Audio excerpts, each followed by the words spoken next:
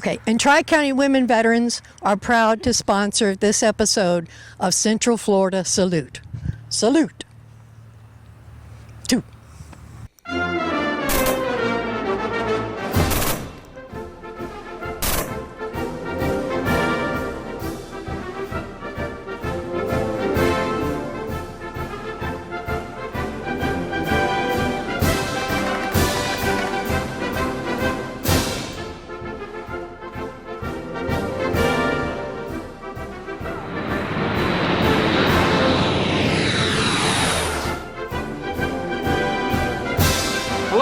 Central Florida Salute YouTube. I am your host, Bob Peters, and I'm here at Eagles 4273 in beautiful Oklahoma, Florida. And I have a Seabee with me and a member of the Eagles, Jim Wilmouth. Yes. I said it right. You did. All right. Jim served in the United States Navy. And where are you from originally? Well, I was born here in Lake Wales, right south of here in Polk County. And Mom and Dad moved to Tennessee, a little bit north of Knoxville, Tennessee, when I was 2 weeks old. I guess I didn't have a say-so or out of state. Not that I don't love Tennessee and enjoyed growing up there in the hills of East Tennessee. Ain't nothing like it. The only time I was not in East Tennessee was my Navy time. And then me and my wife just recently, I brought her down here years ago, and she fell in love with Lake County, and here we are. So how long have you been here now? We moved down here permanent December 15th, end of November. We closed on our house here December 15th of this past year. Oh, okay. Mm-hmm. Well, welcome to the neighborhood. Thank you. So you went to high school in Tennessee, obviously. Yes. And you decided to join the Navy. How did all that come about? Well, I actually joined when I was a junior in high school. And I wanted to go into the Seabees, the Naval Construction Force, and there was a waiting period. They called it the delayed entry program back then. And I had to wait, obviously, till I graduated high school, but I joined as a junior, my junior year of high school, and my mom sat there and signed the papers, and she says, "Is this what you want to do?" I said, "Yes, ma'am." She said, "Praise the Lord, I think it'd be the best thing in the world for you," and signed them and handed them to the recruiter. And after graduation, it was a little while longer. I had to wait on my job to come open as a builder in the Seabees. February of '83 is when I reported to boot camp. And that was where? San Diego, California. Naval Training Center, San Diego, which is no longer there like the one here in Orlando. It's gone now. So you spent most of your life in Tennessee? Yes. Yes. Like you were out on the farm, or a lot of them were like farm people. Like joined the service to get off the farm. Like my last guest was. Well, 220-acre Black Angus farm. Wow. We had we always had good meat in the freezer. We had pigs and we killed our own hogs in the wintertime, put them up, smoked the meat, everything. Had fresh eggs every morning from the chickens, and of course dinner when we wanted one. Had a catfish pond on the property. We'd go catch catfish and eat. Had tobacco and about an 1.5 acre size garden, and about 6 acres of tobacco. So I didn't get a summer break. I was hauling hay or working tobacco. So yeah, till I went in the Navy, that's what I done in the summertime. It was very interesting, and I really hated that most kids won't be able to experience a growing up like that, like I did. Yeah, you're right. You're right. I think back now, because I'm a little older. Oh. But I grew up it was basically 2.5 acres, but there was only like one house next to us, and we had chickens, and I used to go down to the pond and fish all week, when I was out of school. It was I was a country boy too. Oh yeah. Ain't nothing like it. And you're right. Ain't nothing like it. My mama had 2 rules. Get home before dark and stay out of trouble. For the most part, I did. Those 2 were in my daily repertoire too, but the other one was let me know where you're at and that you're safe. Oh, okay. Yes, ma'am. Yeah. And then my grandmother, that was where I moved in with my grandparents about the 6th grade, and that's when I hit the farm, because Papa was a farmer. So you said you wanted to go into the Seabees. Yes, sir. What made you want to go into the Sea? What made you want to go into the Navy to begin with? because my dad was Army. He said, why'd you join the Navy, son? I said, they had a better football team. He said, that's not even nice. Ooh. Yeah, when the Navy, anyway. But no, they just offered me the best deal. I wanted to go into the military because my dad was in. My sister was in. I have a cousin that retired as a major as an interpreter. They were all Army. And yeah, it kind of hurt Daddy a little bit when I didn't go in the Army, but he was Corps of Engineers. And I said, well, I went in the Seabees. He says, well, at least you're going to serve. Army Corps of Engineers pretty much aligns with you guys. The same exact thing. Yeah. Same exact thing. I think we may have, now they have their specialties. I'm not exactly sure how that breaks down. You know, I'm not familiar with their ranks. I mean, their ranks I am, but like when you're in the Seabees, you go in there's 7 different ratings in the Seabees. And let me start with this. The Seabees has a very unique logo. It's a bumblebee. It's like the one that's landed on your hat. Landed right there. It is a bumblebee holding a machine gun. And also has a wrench and a hammer in his hand and 2 hands on the machine gun, because we build and we fight. We have to protect what we build. And there are 7 different job ratings in the Seabees. There's a builder, which I was, like a carpenter. Let me read them off. I'm going to get them in order for you. They are, a builder is basically like a carpenter. A carpenter. They originally started out as carpenter's mates, okay, but then they got their own classification as builder. And there's construction electricians. They wire the buildings that we build. They run the wires on the light poles. They do all the electrician. They're the electricians of the Navy.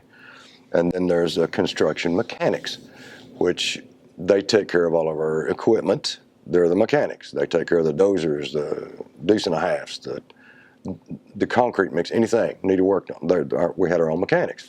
An engineering aide, which draws the blueprints of the building that we're going to, and they do that. They're like our surveyors. Mm-hmm. They're the brainiacs of the Seabees.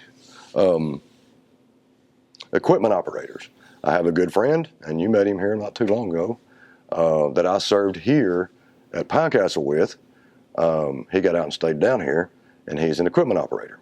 And they run the dozers and we built runways, you know, and like up on the bombing range, they'd clear out the fire breaks for the targets, you know, and stuff like that, and keep the targets in good shape, you know.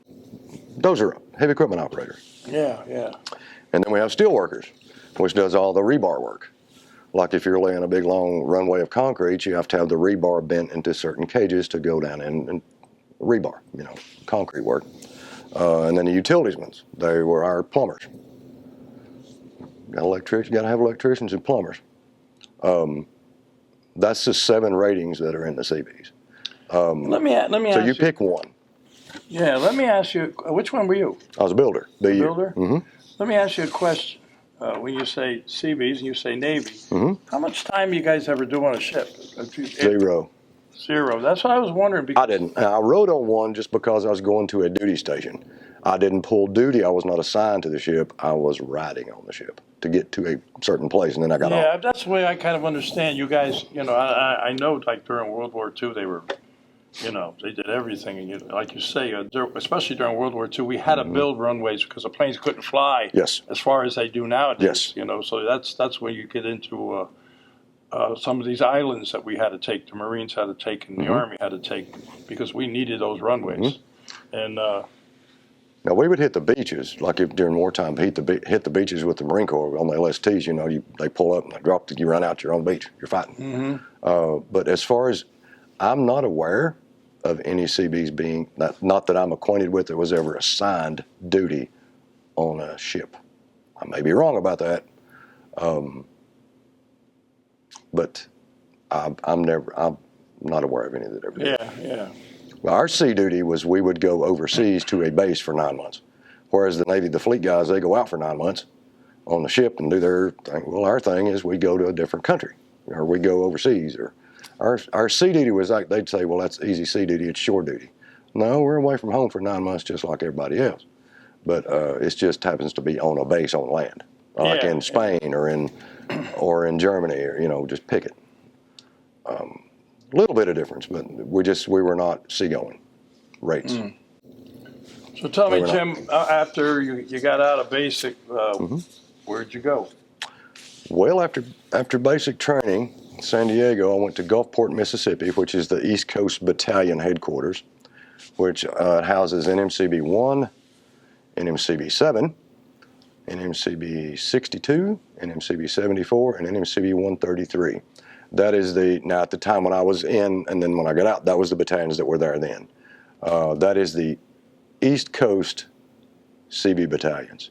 Now there's a West Coast out in Port Hueneme, California. That's the West Coast Seabee base. And they've got, I'm not sure, the 4 and 40, and there's 4 or 5 battalions out there. I just don't know the numbers off my head. I went there for my Builder A school. There's a right way to drive a nail and a wrong way and a Navy way to drive a nail. And they had to teach you that. It's somewhere in the middle. I'm going to try to ask you to explain that. Well, I know don't. There's a right way and a wrong way and a Navy. Well, What's the difference between the Navy way and the right way? Well, the Navy way is the way you had to do it. Oh. That's it. They wanted you to drive a nail their way. So you learn how to drive a nail the way they wanted you to. Okay. Now, the good thing about it, and then this should have been common sense. You hold a nail like that, and start it and hit your fingernail. Your finger like that. It hurts a whole lot less when you hit the ball of your finger that does that fingernail. Is that right? Did teach me that. You figure many times as I hit my... Did you learn that, Sue? As my partner over there. So when you're nailing, remember. Turn it like that. You got it. Hurts a lot less. As many times I hit my fingers with a hammer, you think I'd figure that out on my own, but no. Well, you got to learn the Navy way. That's the Navy way. There you go. Yeah. And they taught us, every aspect that they went through everything that the Navy expected you to do as a builder. Operation of tools and, heavier tools, and construction of timber trestle bridges. We built bridges over rivers to get across the rivers. Runway repair. I knew they also did temporary bridges like during the war. Yes. Because I was telling the other gentleman that was here, Ed DeBoer, I was on my show many years ago. He's with the Lord about 10, 11 years now. But he was there during World War II, had to build those runways, had to build those things for the ships, and run the line out to get the oil and everything. Interesting. Yep. You guys did a lot. They taught masonry, and everybody didn't really. Some guys would say, well, my specialty is this, my specialty was that. Well, as a builder, you're supposed to know how to do all of it. Sheetrock, hang doors, cabinet, all that you're supposed to know. But they would, I've seen it happen. They would ask certain people to hang the cabinets. They'd do the interior trim because they were better with that than some of the other guys were. Yeah. Well, mine was masonry, laying block. A strong back and a weak mind's all it takes to lay block. And I had both at the time. I'm not going to argue with you. But mine was masonry, I guess, that I'd done the most of in the battalion. So where did you do this masonry? Locations, and what did you build or whatever? Oh, wow. Well, my first duty station after my A school, I came right down here to Central Florida, up in the Ocala National Forest, which is in the same county we're in right now, Lake County. I was assigned to a public works department. Now, public works, that's your short. I was there for 2.5, almost 3 years. Fell in love with Lake County, that's why I'm back now. But we took care of the base. We were the public works. We took care of our plumbers took care of all the plumbing on the boilers, we done range maintenance. If the boilers went down, they'd go get the boilers back up. We would paint the place, when it needed painting. Skipper didn't like the color of that building, go paint it this color, And there was 2 builders on the place, and we were responsible for. Hey, the door needs fixed in the barracks. Go fix it. That's what we would do. And we were also the fire department. The Seabees were the fire department of the base. Well, everybody was, but we were the first ones out with the water trucks. Occasionally, they do miss the targets. And it ends up in the woods and burning some trees and stuff. So we'd have to go put it out. But that was, we didn't have specialties here, just the two. We took care of the whole place. And there was electricians up there, and there was equipment operators and mechanics to take care of the equipment. I mean, we were our own little business. Is that where the phrase came, a jack of all trades, a master of none? Yes, I believe that. I lived that for years. Now, when you get into the bigger battalions, which I went to after that, that's where you get into more of the, because you're talking 700 Seabees instead of 14, you know. But yeah, it was, my first duty station was here in Florida, up on the bombing range. And then I left there and went back to Gulfport and went to NMCB 7, Naval Mobile Construction Battalion 7. Let me say this. Everybody says Seabees. What's a Seabee? Well, the name of it started CB, the letter C, the letter B, Construction Battalion. Constructimus Batimus is our Latin. I hope I said that right. Probably didn't. It means we build, we fight. Okay? They took CB and somebody said, CB, let's take a bumblebee and turn it into a sailor. That's where the logo came from. Then they spelled it Seabees, but it comes from the Construction Battalion, is how that name originated. Of course, they were originally part of the Bureau of Docks and Yards or something like that before they were established as a, I've got a little bit of history of it here for you. Here's the bird. Let me just read this to you. Somebody might not know what a CB, how they started or whatever. The Naval Construction Force, better known as the Seabees, was born, actually, we just had her 80th birthday. Happy birthday. You look March pretty good 5th. for 80. Well, thank you. I feel like I'm older than that. March 5th of 1942, to meet the Navy's needs for construction of advanced bases, like you were talking about, like in the woods or in the jungle or something, in combat zones in World War II, Rear Admiral Ben Morrell, he's always been known as the father of the Seabees. He was the chief of the Bureau of Yards and Docks, requested specific authority to activate these people, to organize them and make them Navy construction units, because he had got volunteers as civilians to come in and help do this for the Navy. He's like, hey, we could turn that into a unit. We could militarize that. Yeah. The first CB units were authorized on the 5th of January 1942, and then the official authorization of the CB name and insignia occurred on March 5th of 1942.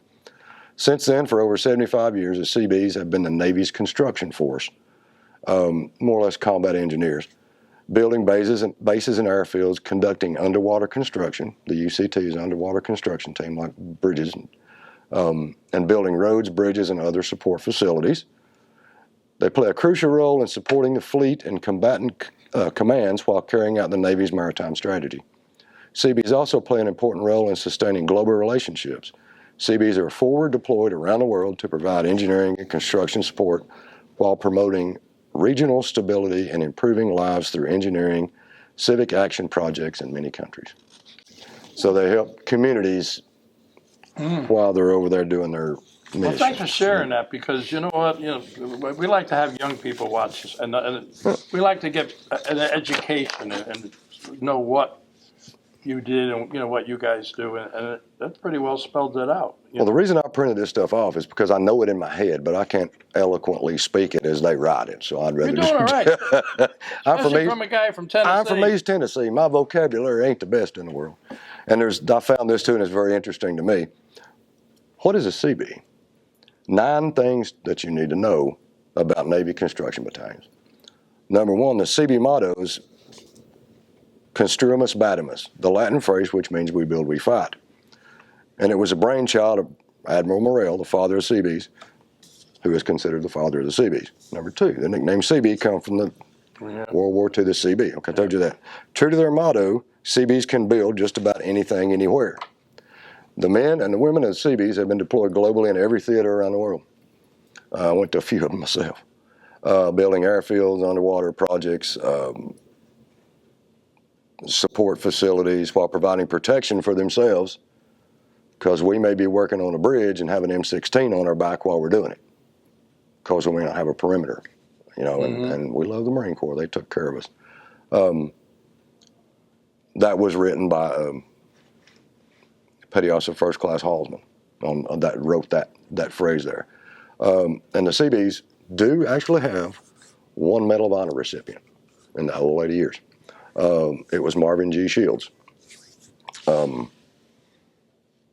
He was a mechanic, third class. He was an E4. Marvin G. Shields, he was just 25 years old, and he showed great heroism when a camp he and his fellow Seabees were constructing suddenly came under attack. Despite being wounded several times, Shields continually ignored his own injuries to defend the area and stay in the fight for roughly 14 hours. His actions helped save 15 Seabees and Green Berets who were also at the camp. Ultimately, his injuries proved fatal, and he died before the survivors were rescued. He was posthumously, is that how you say that? Posthumously. Awarded the Medal of Honor in 1965, which his wife and his daughter accepted on his behalf. Number 5, Seabees used to celebrate the battalion's birthday in March with a Seabee ball, and they still do those. I've been to a couple of them. I'll bet. They're great. I mean, it's like a formal event. You put on your nice tux. It's a black tie affair that featured a Seabee queen. There was always a Seabee queen. The tradition started in 1943 at Port Hueneme and featured, did you ever see the movie, The Fighting Seabees with John Wayne? Yeah, I can vaguely remember. One of his movies, and that's one of the very few movies that his character died in. His character perished at the end of that movie. It's cool. Get it and watch it. And I would, any young people that are, as a matter of fact, a friend of mine that I worked in the Postal Service with in Tennessee, her son a few years ago was graduating high school, and he wanted to be an electrician in the Seabees. She called me just squalling and said, "What is this Seabee thing? I know you was a Seabee. What is it? And is he going to get hurt?" And I said, "Well, I don't. He's going in the military. You know, you sign a blank check for the country when you join the military, up to and including your life." That's yeah. right. But she's like, "What? I don't know what it is." I said, "I'm gonna send you something." I said, "You got a VCR?" She said, "Yeah, I still got one." I sent her the copy that I had, the John Wayne, Susan Hayward, The Fighting Seabees, original black and white one. And she called me and she said, "Well, I don't know that I like him doing that, but that's what he wants to do." And he still is in to this day. But anyway, that movie is very cool if you ever get a chance to watch it. As time went on, the tradition expanded to other areas where Seabees were stationed. Seabee queens grew to include other famous faces or relatives of the Seabees themselves, and they stopped doing them in 1992 as a formal thing. Okay. Seabees were some of the first fully integrated units in the Navy at the end of World War II. During World War II, over 12,500 black service members enlisted in Seabee battalions, notably the 34th, 20th Special, and the 80th. Most of the units were deployed all over the world. They fought for our nation. These pioneering black sailors also fought against racial prejudices and paved a path toward a fully integrated U.S. military. 7. Seabees helped build some of the first structures of the South Pole. In 1946, started constructing the South Pole.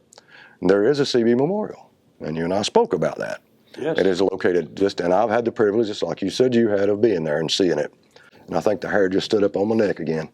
You want to hold that picture up there? Yeah, I will. It's over here. This was the one that I took while I was personally standing there with my own camera, and I blew it up just a little bit to show. I said I did. Where did it go? It's here somewhere. There it is. I got it. Right here, it's a little bit. Air Force guys will help you out. There it is. And one of the best things, right here it says, you can read it right here. With compassion for others, we build, we fight for peace with freedom. And the difficult we do at once. The impossible takes a little bit longer. That's pretty good. That says that right back there at the bottom. Oh, okay. That's one of my favorite. Yeah, you go on the honor flight, they stop by there. Yeah, it's great. All those monuments out there, and the Seabees have one. It's just crazy.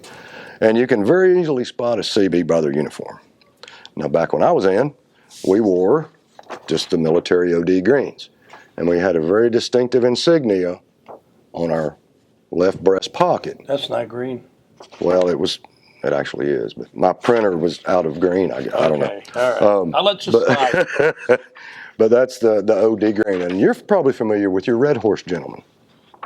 That's the Air Force construction. Red Horse? Red Horse. No, yes. I'm not. I knew something about the Air Force you did.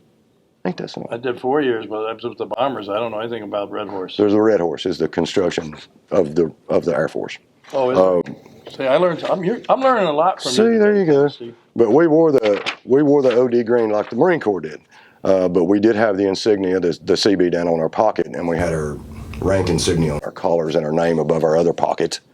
Well, that's just some, just little fun facts. Well, it was about very the Seabees. educational. So you did 6 years, you say? 6.5, and I had a career-ending back injury, and they medically, honorably discharged me. Oh, motorcycle accident? Nah, I don't want to talk about it. Yeah. Anyway. I've had them too. No, it wasn't a motorcycle accident. Oh. It was in the line of duty. But then they put me out, and that was in '87. And I went to the Postal Service and wanted me after that, and I gave them 30 years and just hung it all up. I'm done. So I'm back here. I am in Central Florida, where I originated in Lake Wales in 1964. You want to hold that jacket Sure. up? Sure. You brought that. I mean, that's a beautiful jacket. And there's one you wanted to talk about was this one, right? This one right here. Now, this is your CB logo that I was saying at. And this is my first duty station clockwise around to my last one. But this one right here has got a special place right here.